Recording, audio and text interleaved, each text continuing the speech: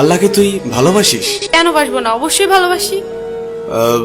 আল্লাহকে কি তোর বয়ফ্রেন্ডের মতো ভালোবাসিস? বয়ফ্রেন্ডের মতো কেন ভালোবাসবো? না মানে তোর ফেসবুক অ্যাক্টিভিটি তো তাই বলে। মানে ঠিক বুঝলাম না।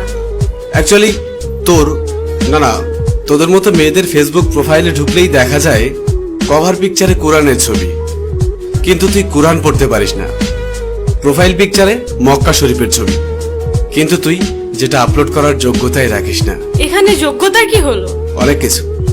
তোর ফিচার ফটোতে 5 ওয়াক্ত নামাজের ফায়দার কথা, কিন্তু তুই 1 ওয়াক্তও পড়িস না। আর একটু নিচে নামলে দেখা যায় তোর টলটনে রল বলে সুন্দর শরীরের সব পাট পাট ছবি। এই ফাইজলামের বাড়ি কোথায়? এটা কি ইসলামের অবমাননা নয়?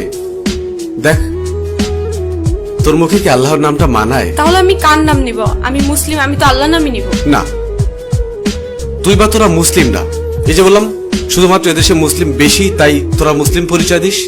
অ্যাকচুয়ালি তোদের নিজেদের তৈরি করা খোদা আছে, যে খোদা তোদেরকে স্বাধীনভাবে উল্টা পাল্টা করে চলতে আর ফাউল ভাবে পোশাক পরতে বলেছে। আমি শাড়ি হিজাব এগুলি কি পরি না, নাকি সেদিন তোর চোখে সমস্যা থাকে?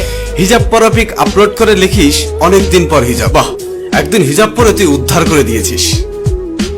একদিন বোরকা পরে ফেসবুকে স্ট্যাটাস দিস কেউ একজন পড়তে বলেছিল।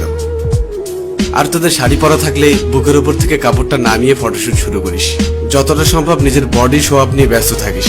আলাদা আলাদা ভাবে নিজের বুক, পিঠ, ঠোঁট